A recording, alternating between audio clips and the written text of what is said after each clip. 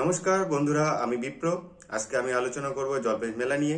এই জলপেশ মেলায় এই কয়েকদিনে কি কি ঘটেছে সেগুলো নিয়ে আমি আলোচনা করব। জলপেশ মেলা শুরু হয়েছে 26শে ফেব্রুয়ারি থেকে, শিবরাত্রির দিন থেকে।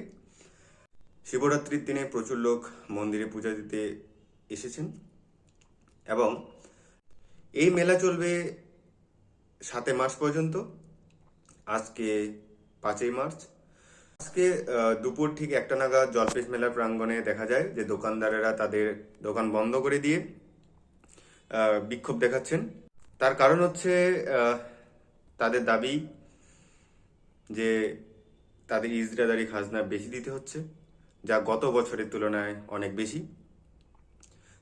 গত বছর 2500 টাকা কেউ কেউ দিল, এবছর তার থেকে অনেক বেশি চাওয়া হচ্ছে।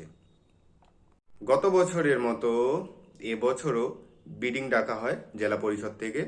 সর্বোচ্চ বিডিং হয় 26 লক্ষ টাকা, যা গত বছর ছিল 16 লক্ষ কি 16.5 লক্ষ টাকা, যা 10 লক্ষ টাকা বেশি। এই জন্য মেলায় যারা দোকানদার রয়েছেন তাদের যে খাজনা দিতে হবে সেটা অনেক বেশি। যদি তাদের খাজনা বেশি দিতে হয় তাহলে তাদের বিক্রি বেশি হওয়া উচিত, তবেই তারা দিতে পারবে। যদি তাদের বিক্রি না হয় তাহলে তারা কোথা থেকে দিবে? দোকানদারকে অনেকভাবে টাকা দিতে হয়। এক হচ্ছে বিদ্যুতের বিল, আর হচ্ছে ইজরায়েলি খাজনা। সাথে কেউ যদি নতুন দোকান হয়ে থাকে তাদের সেই জায়গাটা প্রেজেন্ট সময় থেকে, মানে এবছর যদি কেউ নতুন দোকান দিয়ে থাকে তাহলে তাকে এককালীন একটা টাকা দিতে হবে, যার ফলে একটা রসিদ দেওয়া হয়। রসিদ দিয়েছে পরের বছর থেকে আর কোনো এক্সট্রা টাকা দিতে হবে না, শুধুমাত্র খাজনা দিলেই হয়ে যাবে।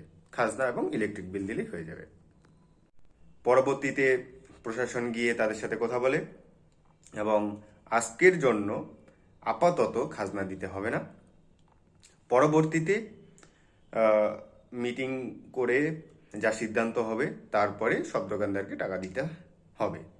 তারা যেটা ধার্য করবে সেইটাই দিতে হবে। এই সুস্থ প্রশাসন দিয়েছিল। পরবর্তীতে দোকান খুলেছিল এবং মেলা শুরু হয়ে গিয়েছিল। আবার স্বাভাবিক হয়।